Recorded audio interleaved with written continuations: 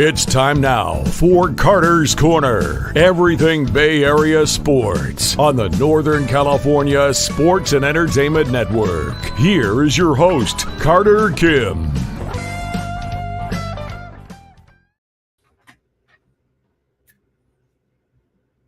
We here. Hello, gentlemen, ladies, people of this channel. I am Carter Kim here at Northern Lights Entertainment. Let's have some fun. We're talking ball, all types of ball, baseball, basketball, football. I can't talk about hockey, though, obviously. So it's been fun these last few days, few weeks, getting to be around you guys, talk about everything. It's great, guys. I really enjoy doing this. So keep it up, y'all. Thank you for coming here. Thanks for helping me out and helping Eric and Glenn out, helping everybody out. It's fun to have y'all around because without you guys, I can't do this. So I really appreciate this, y'all. Thank you. I mean, I just got back from class, had to rush around, take care of some stuff, but hey, I'm here now talking ball.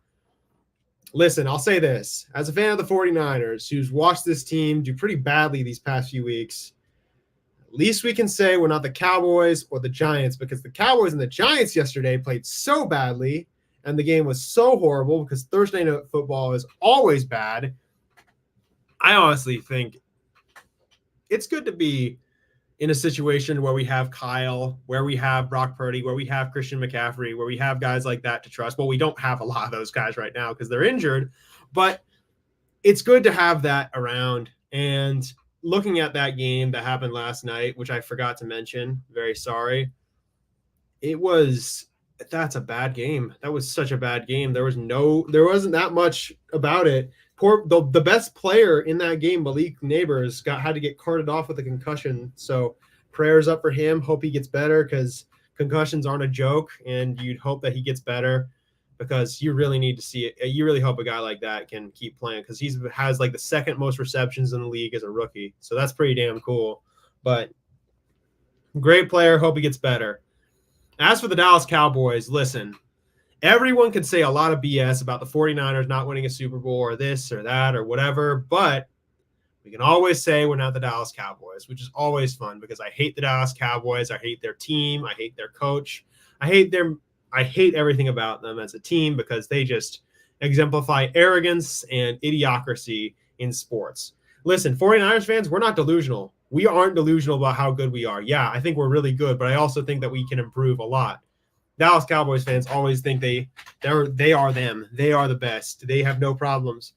And that's just not correct. So, yeah, just a crazy thing there. But we, in a couple days, are going to play the New England Patriots. And as I said a couple weeks ago, Nick Sorensen, if you don't do better than what you're doing right now, you're on my list. And if his defense plays badly versus the New England Patriots, if they allow more than 15 points from the New England Patriots, I'm calling for Nick Sorensen to be fired, because they have done such a bad job. Listen, again, we didn't do great offensively. And listen, Ronnie Bell did absolutely drop that pass, but Nick Sorensen let them score so many times, and it's not okay. I mean, you let the Vikings and the Rams walk all over you, and they have really anemic. Sometimes they can be really anemic. And yeah, bottom line, we got to be better. We got to be so much better than what we are right now. And getting to some other whip around the league, there's a lot of teams that are doing surprisingly well. The Vikings are doing really well with our old quarterback, Sam Darnold. That's pretty damn funny. The Broncos are doing a little bit better. The Jets are doing well ever since we stomped them. The Eagles and the Buccaneers are going to be playing. That'll be interesting. The Bengals and the Panthers, two really bad teams, especially the Bengals, man. I don't know what happened to the Bengals. They're now on life support, the Bengals. If they lose this next game, I think you can say their season might be over. I mean, it's tough stuff for them. CJ Stroud's going to bounce back against the Jaguars. The Commanders and Jaden Daniels have been lighting it up. I mean, and then you have us. The Browns play the Raiders. I think the Raiders will win. The Chiefs play the Chargers. The Chiefs own that division. They'll win.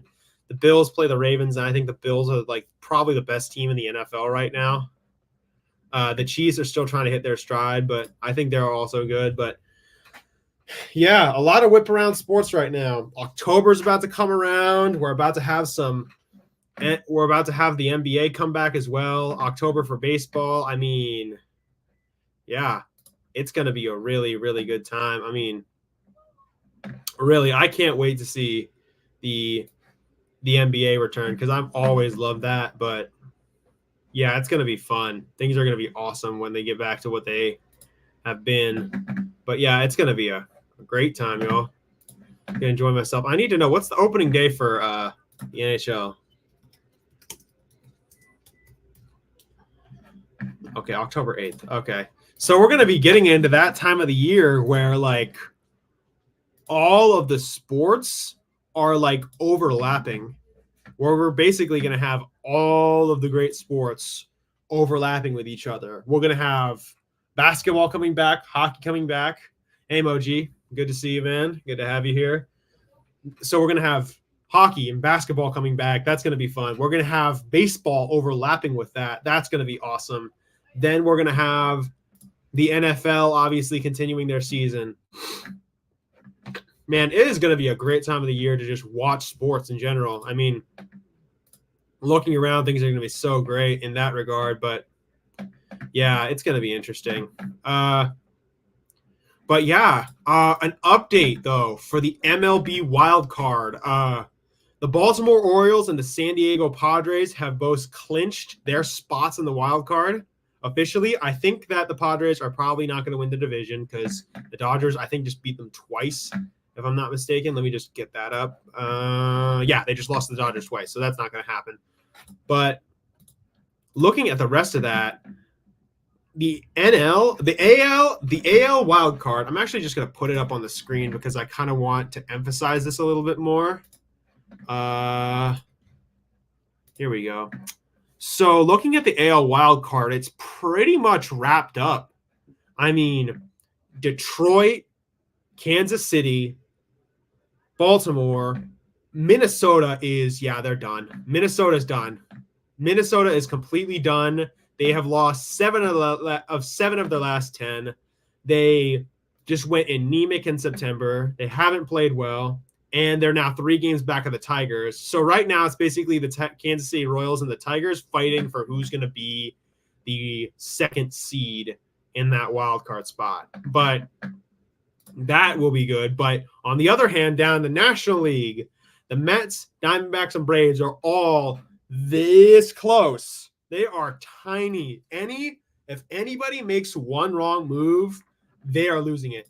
Moji, Twins are done? Yeah, they're done. No way. Just no way. Like the Twins, you really screwed it up, man. Like you had an opportunity this year. Obviously, you have injuries, and I can't blame you entirely for that. But I just want to look at their last month.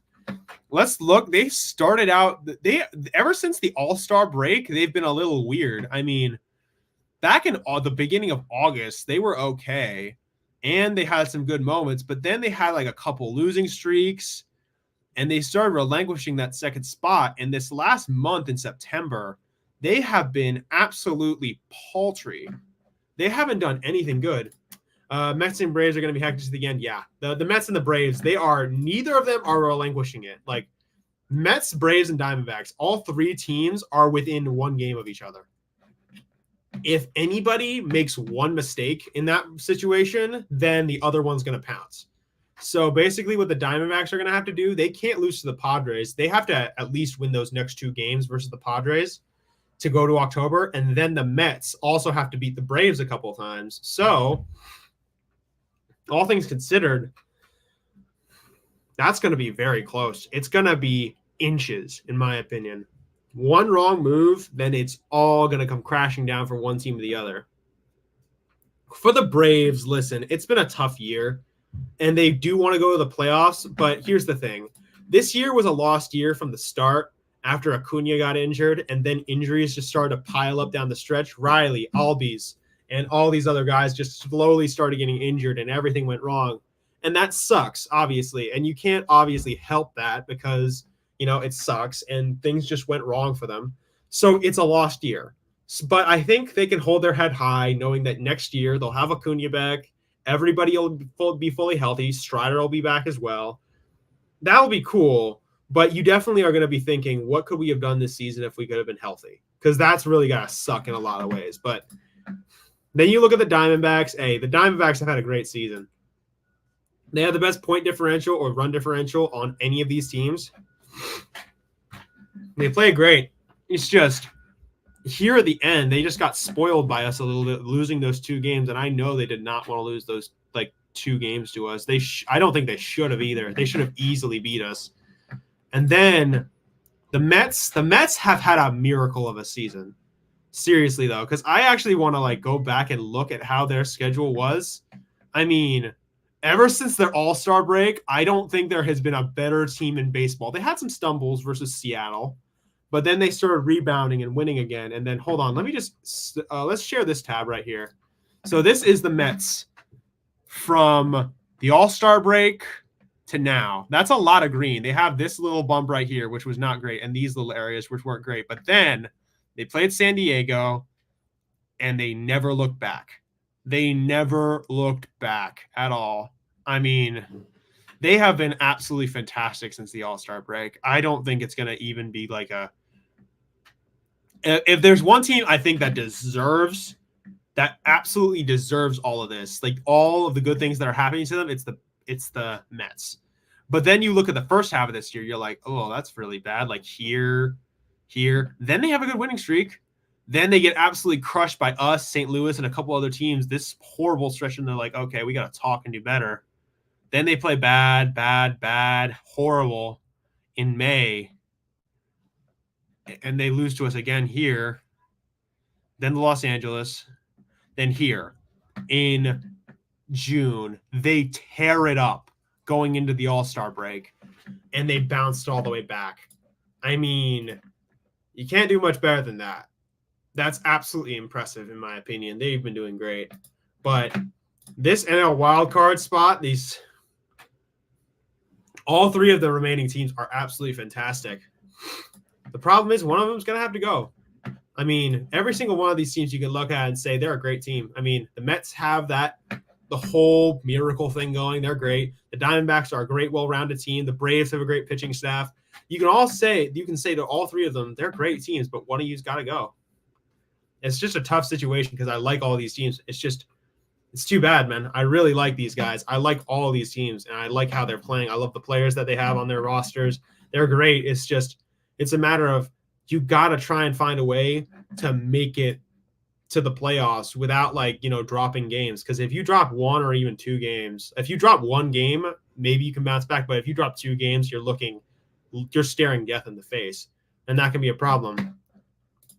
Then to talk about other sports that are going to be coming in the next few months, I mean, on October 4th, we are going to have the NBA back, which is going to be awesome. I'm going to have so much fun as a Warriors fan. It's going to be great. I'm hoping that this can be one last good year for this team where we can try and take a shot at this thing again. It's going to be tough. Then the NHL is going to start back up on October 8th. I mean, I don't know much about hockey, and I kind of want to learn more, so that's why I'm going to be watching, obviously, our good friend Glenn. But I really hope that this ends up being something that I can have fun with too and talk a little bit about. But again, until I'm better versed in hockey, I'm not going to talk about it too much. Football will obviously continue. There's drama and script there that needs to be followed. I mean, it's going to be great, man. I mean, you can enjoy all of this because it's that part of the year in October where everything is just overlapping on top of each other. And we can all have fun talking about sports. We can talk about hockey. I mean, if I can try to talk about hockey. We can talk about football. We can talk about baseball. We can talk about basketball, soccer even. Hey, if there are any Premier League fans out there, talk to me, man, because I'm going to enjoy that. But it's a great thing out there, how much we can enjoy the sports that are going on in the world right now.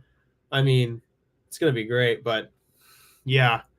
But what do I want to talk about the most? Because there's so many great things to talk about, but I want to talk about the Detroit Tigers, who have been absolutely world class in September. I mean, let's just look at them too. You know what? Let's bring up the Tigers right now. This is the Tigers right here. They had a horrible start to the second half. Look at that red. It's horrifying. Then after they play us, it seemed like they had a wake-up call. After they played us, they crushed Seattle. They beat New York twice. They have great games in Chicago. They don't have great games in Chicago. They have one good game. Then they beat Southside, not difficult. Then they beat Los Angeles. Then they beat Boston or Anaheim, not Los Angeles. But then Oakland, San Diego, they put up tough. Colorado, they beat up on Baltimore. Kansas City, they get to Baltimore and Tampa Bay again. And now, if they can clean it up versus the White Sox, which, again, it's the White Sox, and they'll set the record for the most losses in MLB history if they do that, it'll be interesting. I wish the Philippines and Uganda can be the next two powers coming up for international baseball. I'm so mad Curaçao won't be independent for the 2026 WBC. Yeah, that is true. I mean, Curaçao, I think they produce a lot of good baseball players, if I'm not mistaken. Curaçao, let me just they produce a lot. Ozzy, obviously, Jurickson Profar, Kenley Jansen.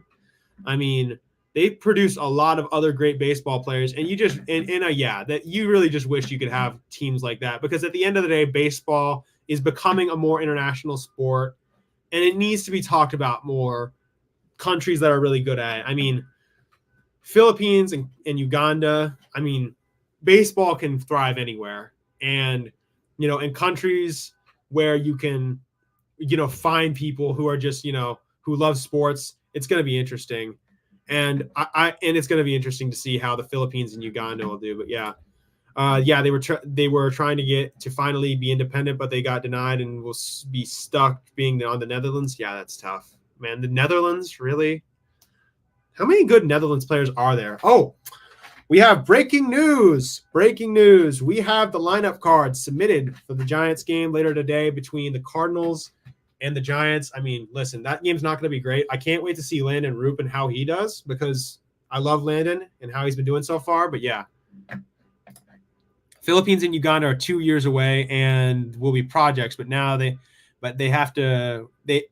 have way higher population than Puerto Rico and the DR, so that's possible. It is possible. We'll have to see. If they have a higher population than Puerto Rico and the DR, how can you not justify them being there, especially if they have a lot of good baseball players? Why not? Obviously, Puerto Rico and the DR have a lot of really good baseball players, probably than more countries than a lot of the world, even maybe the United States. But yeah. But anyway, breaking news. The lineup card has been submitted for the game between the San Francisco Giants and the elitist Cardinals. So let's find out. Mike Yastrzemski will play center field. Elliot Ramos will play center field. Sup, Morcatna? Good to see you. Elliot Ramos will play left field. Lamonte Jr. will play first base. Matt Chapman will be in his usual third base spot. Conforto will be DHing. Encarnacion will be in right field. Patrick Bailey will be behind the bump. Tyler Fitzgerald will be at shortstop, and Brett Wisely will be at second base. All right. That is your lineup. That's not bad. Again, it doesn't matter because we're at the very last series of the season. It's not like there's too much happening. I'm more interested in how Landon Roop's going to do, because I think he'll do a good job. I've watched in these past few months, as a starter, he's been solid. And as Grand Admiral has said previously, he's more of an innings eater. I don't know if he's going to be like a dominant player. He might be just a good player that we can rely on to say, you know what, go eat some innings for us, pitch well. He's got good enough stuff to survive as a starter. So I think that we could definitely give him a shot. He's been doing a good job. I like him. I like Landon Roop a lot. I think he can be a really good player. Obviously, he lost some time because of that injury earlier in the year, but he's bounced back from it and he's played well. I wish McRae was in the lineup instead of Clownforto, but we all know they're trying so hard to win 81 for the season. Yeah, probably. That is Farhan Zaidi's MO. He's just trying to do enough to get to 500. He's the most marginal break-even person I've ever seen in my life. He's not a risk taker. He doesn't do anything crazy. I mean, in order to have great returns, you have to have some bad years. And he doesn't understand that in order to be a great team, you have to be risky and maybe even suck sometimes. But you have to have the notion of, oh, yeah, I want to be better than just okay. I want to be great. But yeah, Grant should be in there most definitely. Yeah, he strikes out a lot, Grant McRae, but who cares? It's the last couple days of the season. You might as well put him in there and let him like swing for the fences. And that's something I appreciate about Grant. He never strikes out like, in a weird way. He doesn't get caught looking ever. He's always striking out with a swing. And I appreciate that from him, but he does have to get better. Obviously, everyone has to get better as a young guy, but I think he needs to be given the opportunity to actually play. I mean, come on, man. You got to really give him a shot there. But Giants baseball, huh? There's nothing like it. Oh, yeah, but I wanted to get back to Detroit. I really wanted to talk about the Detroit Tigers because they have been a phenomenon the last month. In September, I don't know what their record is in September, but they have won pretty much all but 1, 2, 3, 4, 5, 6. All but 6 of their games. And here, if they can beat the White Sox in this next game, they'll not only make history for the Hall of Baseball and set the record for the White Sox most losses in MLB history, in modern MLB history. Obviously, there's the 134 losses from the Cleveland Spiders, but that was that was before we even did stats. Scott Harris revenge. Scott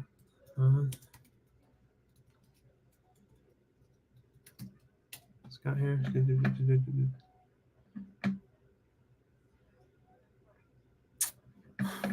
Oh my gosh. I can't believe we let him go, dude. We let that guy go. I mean, look at what he's doing over in Detroit with Riley Green and like Spencer Torkelson. Yeah, Torkelson's been iffy, but he's been good for the last month. I mean, hold on. Let me just did I just, yeah. Oh, what the, that was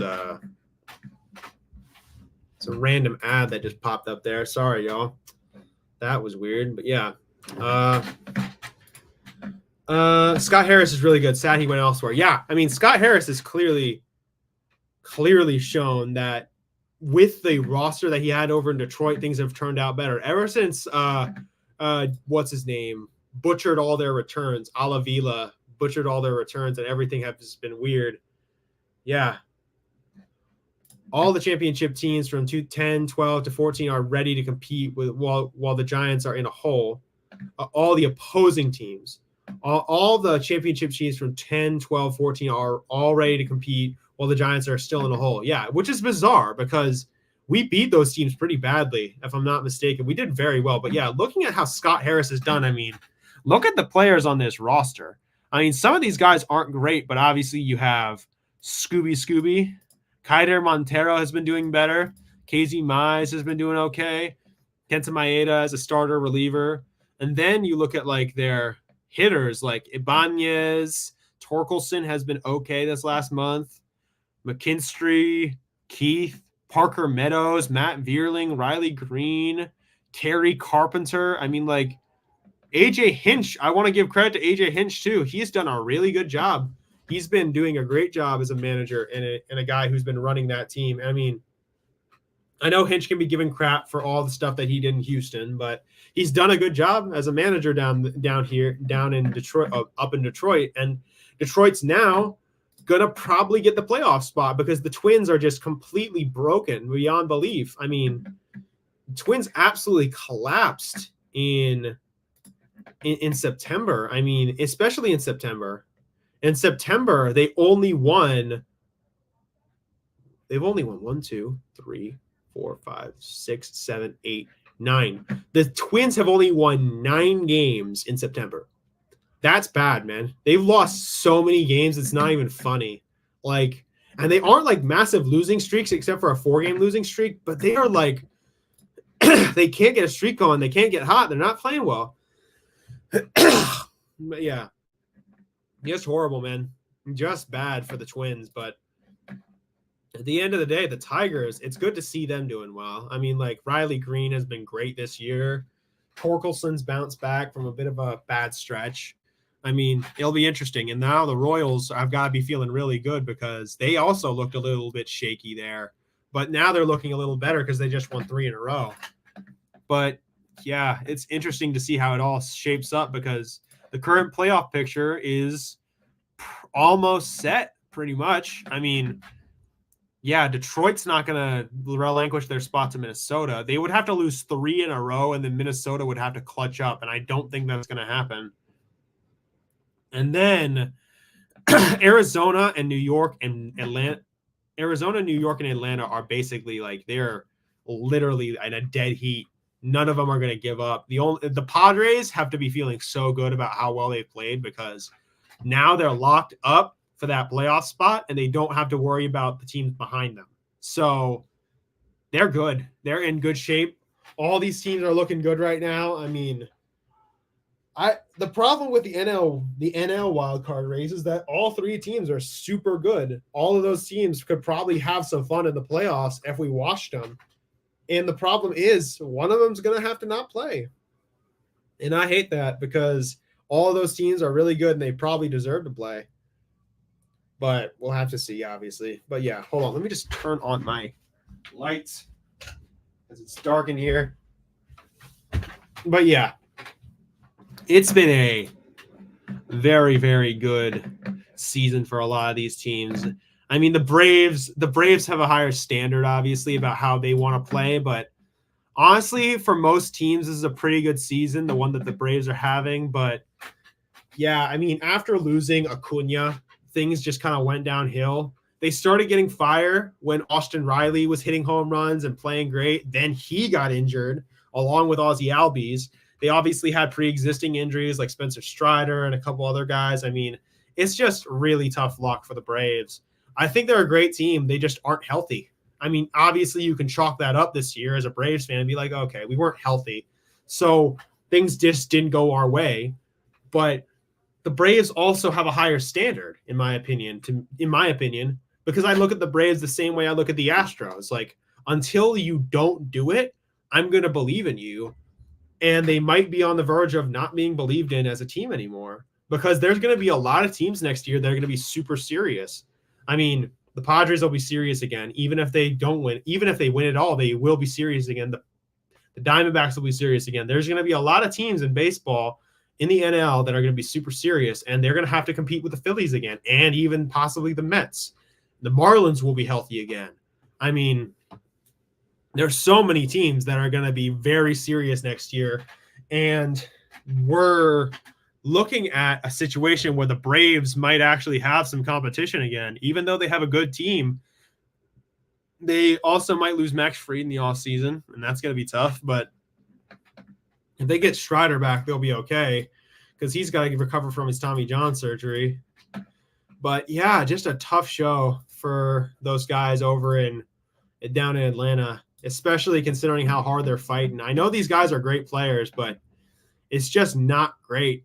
And also the Diamondbacks, I mean, just looking at these standings right now, the Diamondbacks are 88-71. The Mets are 87-70. And the Braves are 86-71. They have to win a couple games, but they just can't find that moment that they have because they used to have these sparks and these crazy flashes of brilliance where they could like take everybody down with them and they'd play super well.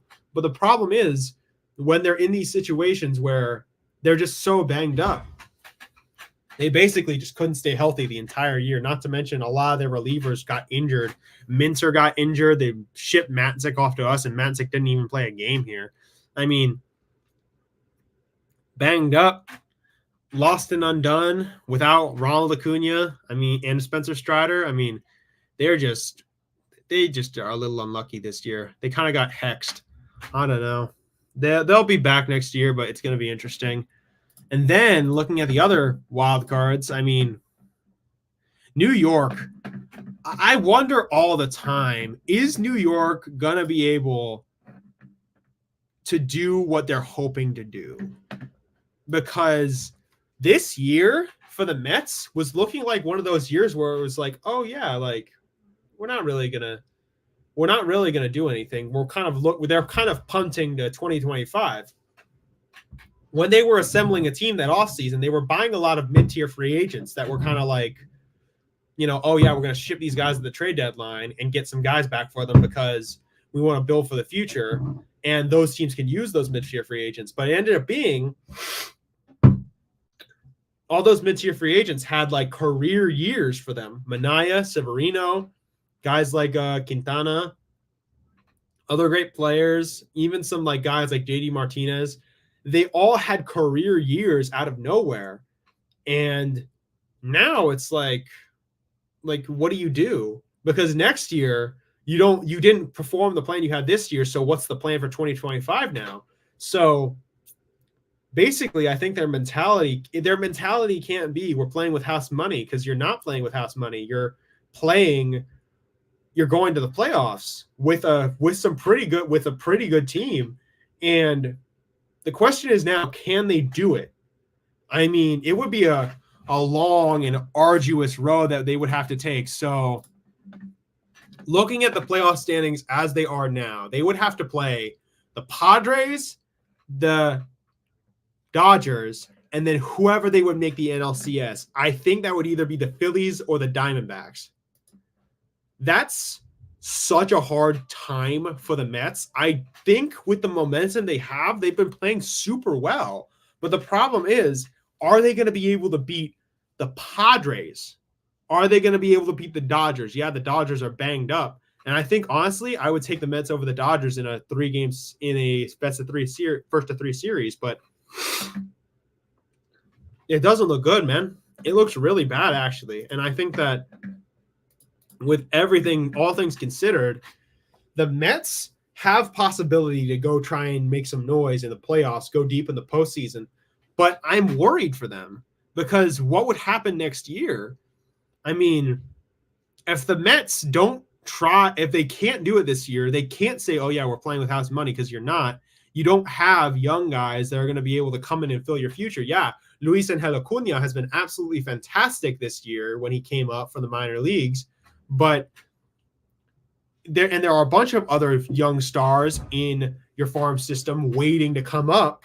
But then you have to explain, how do I move these mid-tier free agents now? Because you've spent a lot of money on these mid-tier free agents, but now you're wondering to yourself, okay, am I going to re-sign these people, or am I going to let them go? Because again, this wasn't a year in 2024 where they were like, we're going to contend. I think their idea was at the beginning of the year, we're going to try and do the best we can and give a shot to a couple guys. And then we're going to give these mid-tier agents a chance. We're going to, like Minaya, Severino, and Quintana, all these other players like Martinez. But instead of keeping them at the trade deadline, we're going to sell and give them to another team that could use them for a playoff run, because we don't think we're going to be in the playoffs. The thing is, they ended up being really good and having a shot at trying to go for the playoffs, and maybe even going to the NLCS, maybe even going to the World Series. And you look at that team and say, wow, that could really do something. But these free agents that they signed, they only signed for 1 or 2 years. And some of them have options to opt out. So Severino, you didn't trade him. You didn't trade Minaya because they were having career years. And now you're wondering to yourself, okay, what happens if we don't win? Because if they don't win, then they're going to basically be in a situation like, okay, these guys are going to leave. We can't re-sign them. They're all going to go to better teams because they've had a career year. You're going to be thinking to yourself like, okay, are we going to be able to do this? Because next year they can't say we're playing with house money. We have a shot again. You don't. Because all these guys might be gone, and you might have to start doing what the plan was and bringing up the younger guys to play a greater role in the organization. And that might not work. You wonder, in my opinion, you wonder if this is like a New York Giants situation where they have a really good year, an unexpectedly good year with their new coach, and then suddenly they fall off a cliff the next year. I hope that's not the case, because they're a really good team. Francisco Lindor deserves so much credit this year. He played super well. So did Peter Alonso. So did a lot of these guys. So I really hope that they can try and take a shot at this thing, because they deserve a chance. I mean, with all that they've done, and all the trouble they've suffered through as a team over the last few years, I think the Mets should be able to get a shot to try and take this thing on. But just looking at this postseason, you hope they can try and navigate it, but I don't know how possible that is. But hey, it's going to be an interesting month for sports here in October. The NBA is coming back. NHL is coming back. We have playoff baseball, the best time of the year. Tonight, the Giants are playing those dang Cardinals. I mean, it's going to be fun, y'all. It's going to be super fun. I'm going to have a lot of fun with this in this next month. I'm going to do coverage with all you guys here. We're going to talk about everything from baseball, the basketball, the football. We're going to talk about random stuff maybe. I don't know, but let's just have some fun with it. Let's have some fun because, again, a lot of our teams are currently just chilling out right now. The Giants, they're chilling out right now. The Warriors are still chilling out. The Niners are a different story, but we're just having fun. Have fun, y'all, because this is the last 3 games of the MLB season for the Giants, and just, like, enjoy yourselves. Watch Landon Root. Watch this team. I mean, let's just have some fun with it because at this point, we might as well just, like, sit back and enjoy the show as we are always supposed to do. I mean, yeah. I mean, I never claimed at the start of this season like we're going to totally make the playoffs, but I am definitely disappointed as a Giants fan how this season's gone because I really thought what we could have been would have been interesting. But it won't be that case anymore because we were never good enough in the first place. But yeah, just enjoy the show. Just enjoy the show, y'all. I mean, what else do we have? What other whip around do we have? I mean, I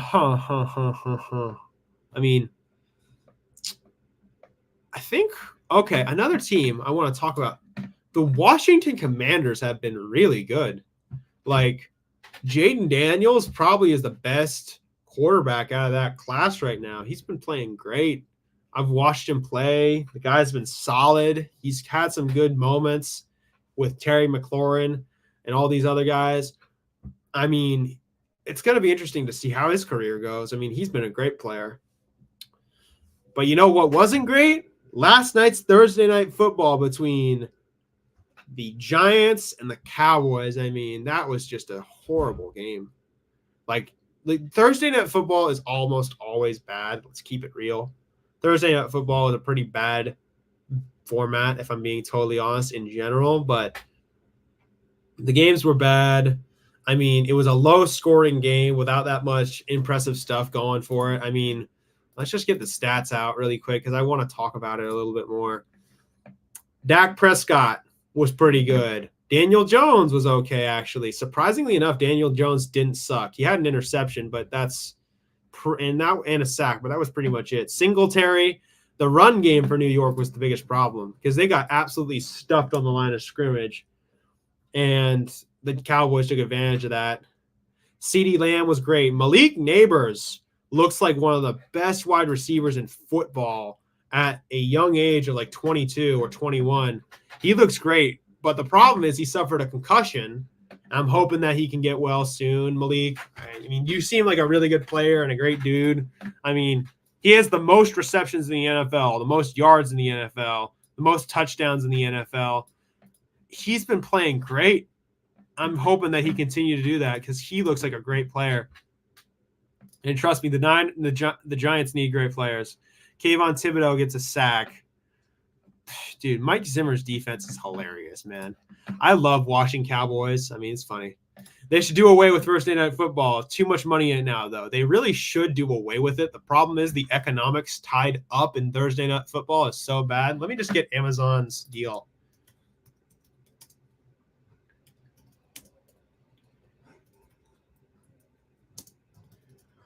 The Thursday night deal cost was a 10-year deal between Amazon and the NFL and having 15 exclusive regular season Thursday night football games.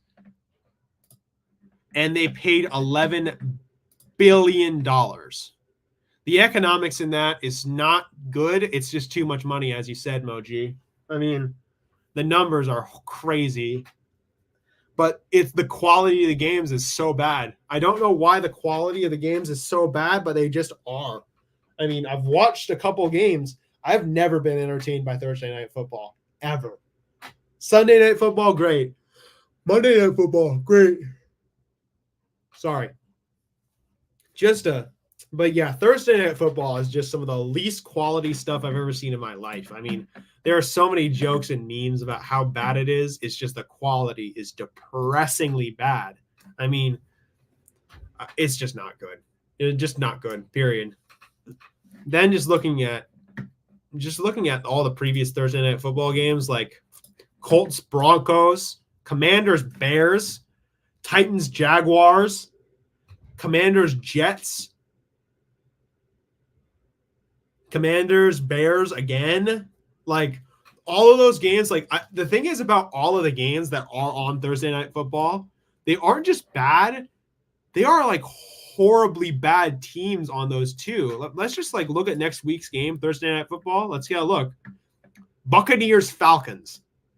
Buccaneers, Falcons is the next Thursday Night Football game. It's the only game going on. It's Buccaneers, Falcons. That's not good.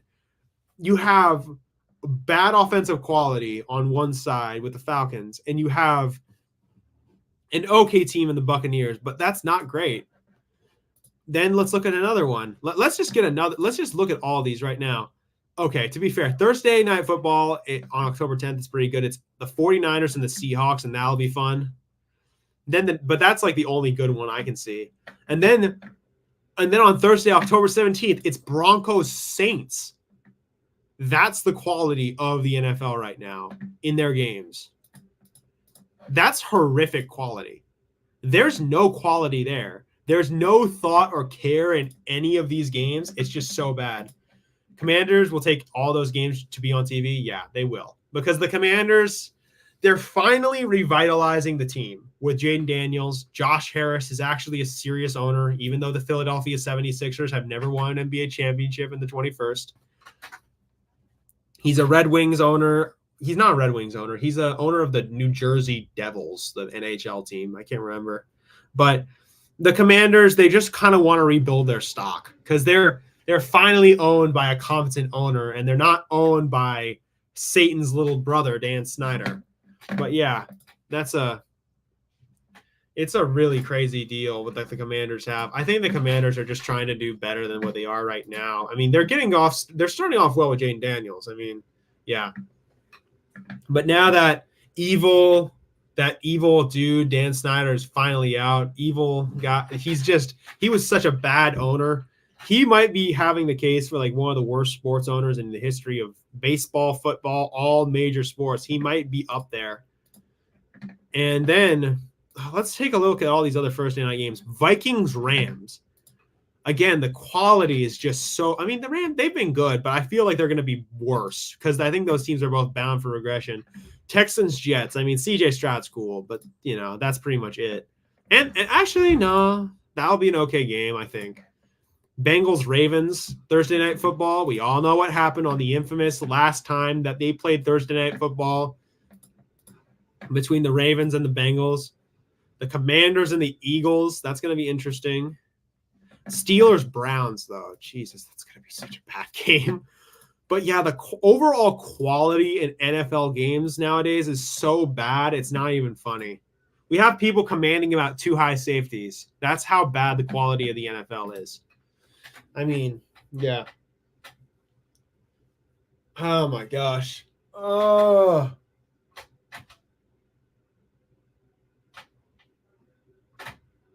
Yeah, I mean, what else should we talk about, guys? Because I'm really open to any conversation right now. If anybody has any interesting suggestions for what we should talk about, I'm here for it. I'm here to listen to you guys. Because again, I'm just a caretaker of this thing.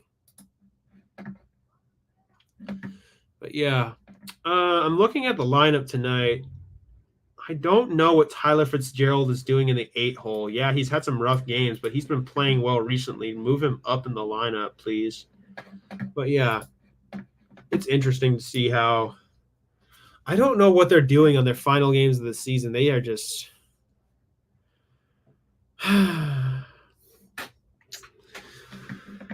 The state of this team is depressing, immensely depressing.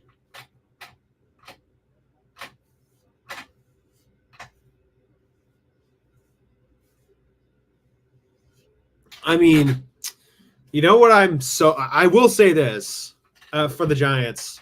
I think a lot of us have talked about this on this corner, on this part of the channel.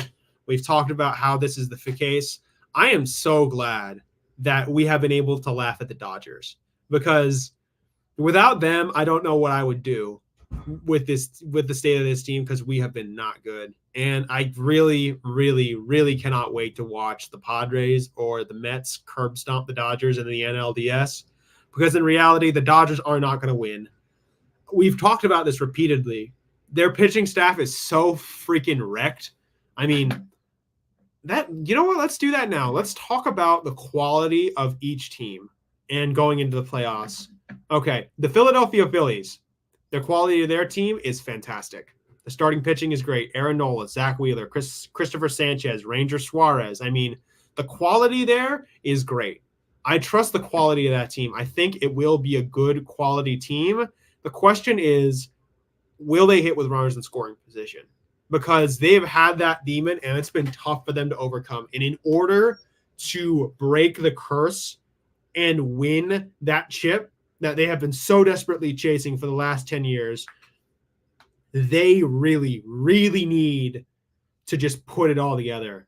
And that's going to mean hitting with runners in scoring position, clutch pitching from Zach Wheeler and Aaron Nola. It's going to be a tough show, but I think they can definitely give it a shot. The Mets' quality has been great. Obviously, form is good, but the whole quality of the season has been interesting. Their pitching staff, Manaea, Quintana, Severino, Peterson, all look good.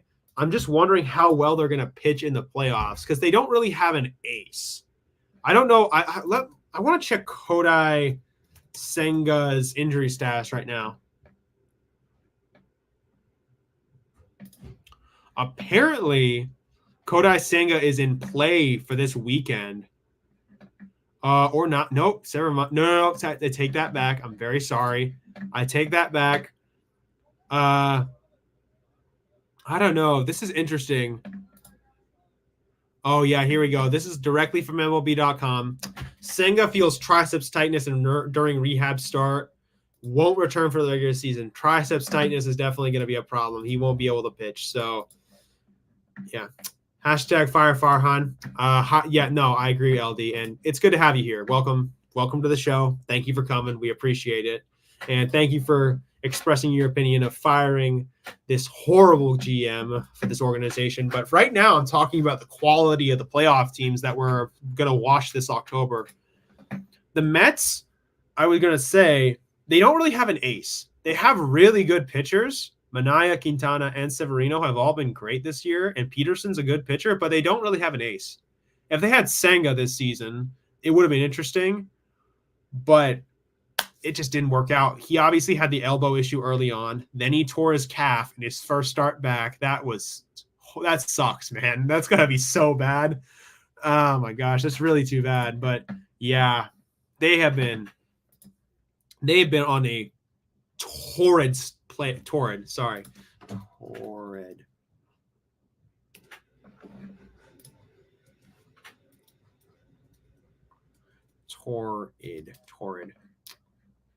Sorry, I really need to know this so I can say it. Yeah, but they have been on a torrid pace. They've been hot, and they've been playing super well. It's just I'm wondering how well their pitching will do. And I think they'll be good, but I'm wondering what would happen if one of them gets shelled, because I'm wondering if they'll be able to bounce back from that. Then looking at the Padres, I mean, we all know the Padres. They have a great back end of their bullpen. They have great starting pitching with Cease, King, and Musgrove, along with Yu Darvish. They have an incredible line of bats and guys ready to go hit. They have quality everywhere.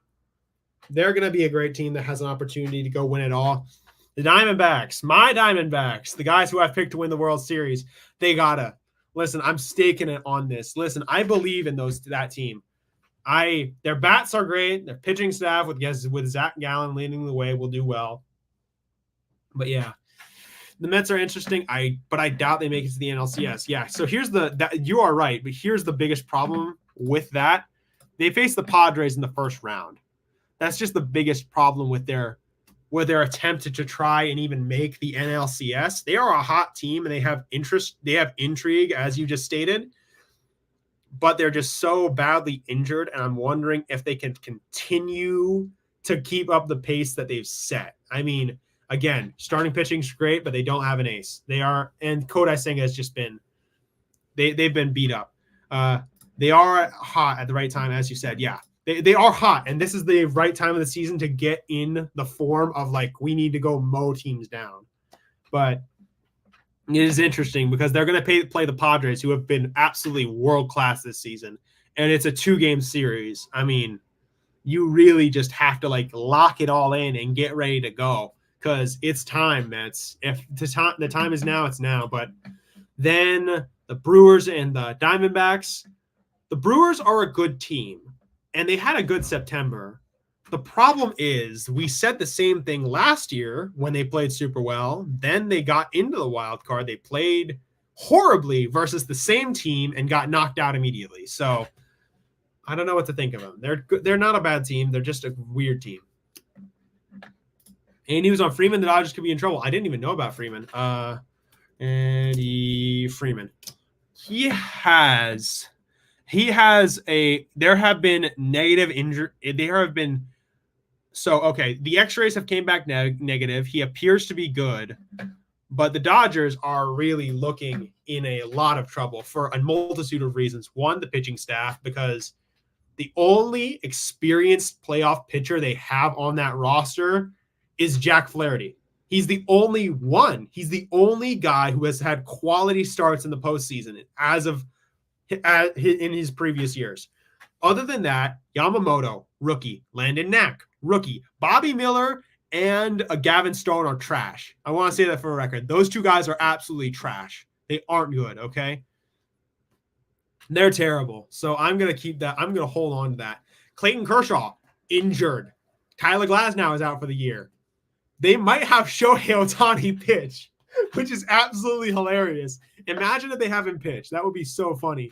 But okay, not funny as in, oh yeah, because honestly, I'm thinking to myself, if they have Ohtani pitch, it's gonna be super dangerous in my opinion, because this takes a long time to heal, and you have to have rehab starts before you go take a shot at trying to go win. He might pitch relief, but I don't think it's a good idea to have him do stuff like that. It's just risky in my opinion. You got to be careful.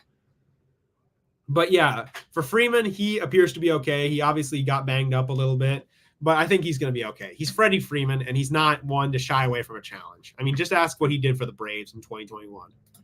But yeah, looking at the quality of the other teams in the NL, it's all pretty good. But let's go on to the AL. The Guardians are a really good team. I think they can be a great team. It's just I'm wondering if they can break the curse because they are really badly beat all the time. And I'm hoping that they can take a shot and possibly go win something. But yeah, hopefully LA loses in the first round. They will lose in the first round. Even if they have a valiant performance, they're going to lose in the first round purely because their pitching is horrible. They don't have any good starting pitchers. I mean, yeah, they have Yamamoto, and he's a good pitcher, but he's never pitched in the MLB postseason before. Then you look at Landon Knack. He's a young man who hasn't ever pitched in the postseason, ever. He doesn't have experience like that to take on opportunities like this. And looking at all the other starting pitchers, they're basically just shoestringing it all together. I mean, yeah. And yeah, they did say Freeman should be okay. But yeah, there's only one quality pitcher on that team that has ever started in the postseason for quality, and that is Jack Flaherty. And there's nobody else. But yeah, looking at the rest of this, that'd be funny if they lose early. Well, it's become a yearly tradition at this point. They lose in the NLDS all the time. It's pretty damn funny. I'm intrigued by the Tigers. They are a very impressive team. I like the quality that this brings. I mean, Tarek Skubal pitching in the postseason is obviously going to be interesting. They have some good starting pitchers. They have a great back end of their bullpen. Then it comes to the hitters. Spencer Torkelson, Riley Green, Kerry Carpenter, Parker Meadows, and a bunch of other guys are going to help try and carry the day. They'll have good days, but the question is, are they going to be able to win a 2-game? Are they going to be able to win a set versus Houston? Because that's the other team we have to be worried about is the Houston Astros. That team knows how to win the postseason, and that's why I picked them to go win the ALCS, because they just know how to win postseason games. They're quality, and they understand how to do that. That's the biggest part. They just know how to do it. Bregman, Altuve, Jordan, Kyle Tucker, guys like that, they just know how to do it. I know none of you will pick the Brew Crew to win it all. It's not personal, Ramley Ties. It's just like the Brew Crew, they're a good team. But the thing is, we said this about them last year in September. They had a great September, and they played super well. The problem is then they just crashed out of the playoffs against the Diamondbacks. And they're not, again, this is a different team, obviously. Things have changed. Things are different. But, yeah, Shohei will definitely get hurt if they haven't pitched. Yeah, if he pitches, then I'm going to be super worried because it's like, dude, he could get very badly hurt. The doctors in particular will say, yo, when it comes to rehabbing a UCL and making sure he doesn't have to have another issue with it, just chill it out. Take your time with it and be okay with just waiting for him to get back. It's okay. It's okay to just take your time on this. Because at the end of the day, I don't want to see a guy get hurt, and it's too bad. But back to Ramley Ty's thing. I know none of you will pick the Brew Crew. Again, it's nothing personal, man. It's nothing personal. It's just, it's the question of if they can have him take this on. I think if they have Shohei pitch in the postseason, it's a desperate mistake. Yeah, it's desperation most of all, because they're basically just trying to find starting pitchers at this point. They don't really have – they have one good starting pitcher that's ever pitched in the postseason, as I've repeated a lot. I don't know. Pitching is an issue, but hopefully they will get through it. I don't want to watch Shohei pitch until next season. Yeah, exactly. Shohei is just – he is a great player when he's on that two-way bit that he always does. It's just really about trying to make sure that he's back in it, because sports medicine doctors will tell you when it comes to rehabbing an injury as serious as a UCL tear, especially for a pitcher, you need to be very strict with how you do the regimen. Very strict how you do the rehab. And if you deviate from the rehab, especially to the level of having him pitch in the playoffs, he will get hurt. And there will be issues down the line. That might be an even worse injury that he'll have to take more time for. And everyone will blame the Dodgers management for being idiotic. But yeah, that's going to be I don't think the Dodgers will even make it past the first round. I'm not even sure they'll win a game. I mean, they'll have Flaherty have a good game, I think. But I have questions for Yamamoto and Landon Knack. And even when they're done pitching, I'm wondering, will they be able to win those games, the ones that they pitch? And even after those games, who are you going to have pitch after those guys are spent? I mean, just looking at all this, all things considered, the Dodgers, I think, are either going to get bounced by the Mets or the Padres. It'll be interesting. But looking back at the other league, the Kansas City Royals had a really, really weird stretch before the end. They kind of limped in. And they played okay, but they were limping into the postseason. And they're going to lock it up because there's pretty much no one else who can take it from them. But they played really poor against us. And then they had a couple good games here. They won 3 in a row. They're playing well. But they're going up against the Baltimore Orioles. And the Baltimore Orioles are a serious team. They want to win this postseason, most of all. They want to show why they can do it. And they're a great team. They're just the Kansas City Royals. And I think their pitching is certainly better than the Baltimore Orioles, the Kansas City Royals, but it's going to be interesting. I'm going to go for another 5 minutes talking about this. If you guys have anything else to add, I'm here for you.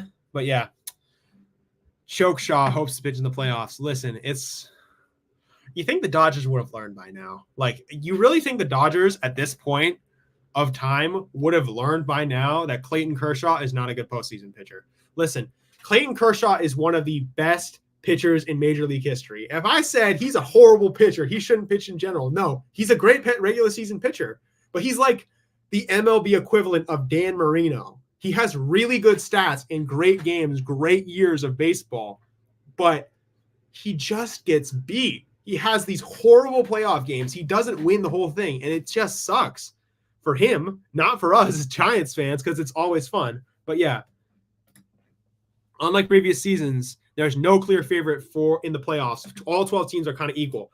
I talked about this on the other stream. There really is no favorite because Glenn and I polled the entire community and said, okay, we didn't poll anybody, but we said, who do you guys think is going to win the playoffs? And we got 8 different answers, 10 different answers. We had like 1 or 2 teams that were similar, like the Padres showed up a couple of different times. The Phillies showed up a couple of different times. The Yankees did. But other than that, no combination was the same. It was basically completely different. It was so bizarre to see that because that's how you know the postseason is truly wide open. If you want to take a shot this year as a team that's getting hot or a team that is trying to create their destiny, this is the time. I mean, there are so many teams that want it, and they are hungry. And the thing is, if they smell blood, if they can get you on the ropes, they will not stop fighting you. And that's going to be the problem for a lot of teams that are also serious. Casey got swept by the Giants. That was fun. Yeah, exactly. I mean, that was a bit of a weird situation because I thought, well, Kansas City's going to play super well and maybe win 2 games. But we surprisingly, we kept their bats, other than Bobby Witt Jr., we kept their bats pretty quiet. Like, they didn't play great. Well said about Clayton Kershaw. Yeah, I mean, Clayton, he's not a bad pitcher. I would never claim to say, oh, he's a horrible pitcher. He's not. I mean, he's going to make the Hall of Fame with Buster Posey. I mean, he's a great player. But the problem is about him, he just has this problem in the postseason. I mean, I really do want to just bring this up and just like show you guys this because this is like my list of baseball opinions. This is one of the particular things I wanted to bring up. I make fun of Clayton Kershaw the most because he's a Dodger and everything else, but here is some stats. I want to bring this up to you. In the 2008 NLCS, sorry, give me a second, guys. So in the 2008 NLCS, Clayton Kershaw had a 4.50 ERA. In the NLCS versus the Phillies the next year, he had a 9.545 ERA. In 2013 versus the Cardinals, he had a 6.30 ERA. In 2014, he had a 7.82 ERA. In 2016, he had a 3.00 ERA, but he gave the Cubs the game 6 that won them the series. Sorry, I'm getting text from my dad.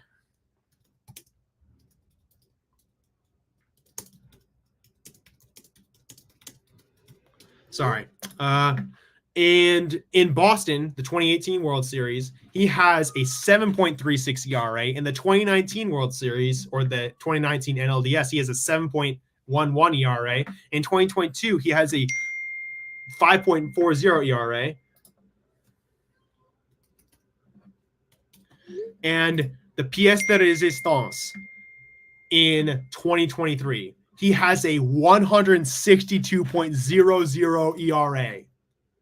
The guy is just a horrible postseason player in comparison to his regular season standards. I mean,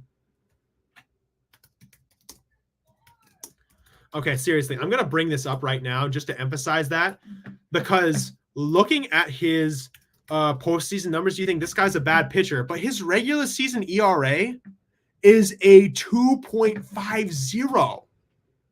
That's his regular season ERA. That's not just one good game. That's one crazy moment.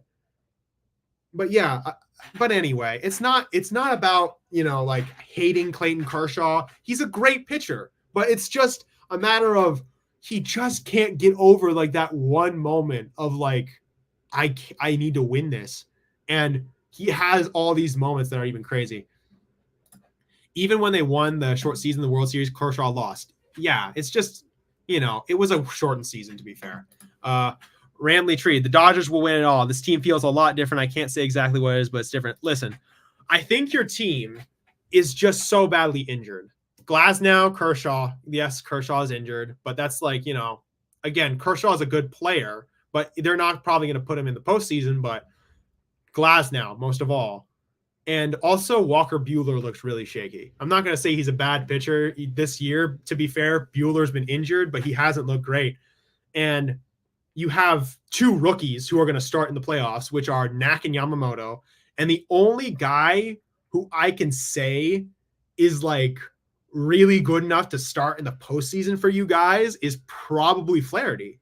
He's a great pitcher. I love Jack Flaherty. I think he's a great pitcher. He's a SoCal guy. He grew up a Dodgers fan, and I respect it, even though he's a Dodgers fan. No disrespect, obviously. But I just think that with the starting pitching that you guys have, I feel like a lot of your people are going to have a difficult time because that starting pitching can only go so far. But yeah, and I'm a diehard Dodgers fan. I respect, I hate the Giants, but I respect the ones who know what they're talking about and know about the history of the game. I appreciate it, man. Thank you. But yeah, I feel so much. I feel the same way about the Dodgers, Ramley, as a Giants fan. Well, yeah, I mean, but here we go. Let's get back to your thing, LD. The Orioles looking good this year. The Orioles, they have, I think, two good starting pitchers. That's another thing with the Orioles. I think Kremer just looks a little out of sorts, in my opinion. Dean Kremer looks a little out of sorts. I mean, he's a bit of an issue. Grayson Rodriguez, I don't think is going to pitch this postseason. And looking at Corbin Burns and Zach Eflin, it's basically just those two, in my opinion. I think, again, they're a really good team in terms of bats, in terms of a bullpen, like the middle of the bullpen. The closer is a little shaky. They're a good team. I'm just wondering if they can do it, because then they would have to face the Yankees after facing the Royals, and the Royals also have good starting pitching. So, yeah. But anyway, is there anything else from anybody here? Is there anybody who wants to talk about anything else, any teams? Because in a minute, I got to go work out. I have an event to do tonight. I have to get some dinner. I have to work on some stuff. So if anybody has anything else to say about sports or anything that we should talk about, you guys can say it now, because I really should go in a minute. I'm just going to give you guys a second to click onto your keyboards. But yeah, just to like further answer the Kershaw thing, it's like, sorry about the Niners last week. Hey, listen, it's a competitive game. I think that the Rams just simply played better than us. Listen, the Rams were on a better field. Well, okay, how do I put this? Listen, we were both injured pretty equally, all right? So it's like, I get the idea that, oh yeah, we're injured. Maybe if we had Deebo Samuel or George Kittle, we might have been able to win. But at the end of the day, you were injured too. Cooper Kupp and Nakua are both out, but you guys did the best with the less. But we didn't. I mean, Brock Purdy had a great game, and Jawan Jennings had a great game, but in my opinion, the defense just played so awfully. I mean, they left Devondre Campbell in coverage. They got beat around defensively because Matthew Stafford was able to throw deep and basically do whatever he wanted. I'm honestly more scared about the defense than the offense. But yeah, playoffs are going to be interesting for sure. Yeah, they're going to be great. But yeah, anyway, guys, it's been good talking to you guys.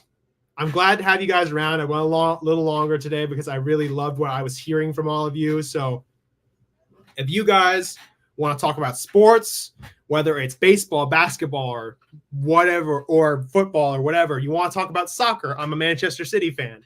Fight me.